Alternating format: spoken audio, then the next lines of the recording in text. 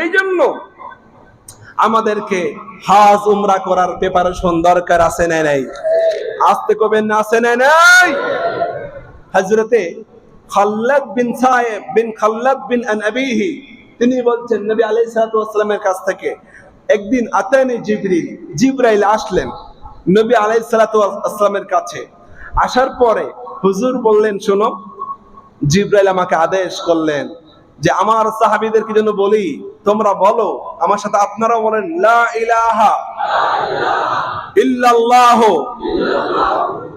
লাব্বাইক আল্লাহুম্মা লাব্বাইক লা শারীকা লাক লাব্বাইক ইন্নাল হামদা ওয়ান নি'মাতা লাক ওয়াল মুলক। এবার চিল্লে বলেন তো আল্লাহু আকবার। জিবরাইল বলছেন,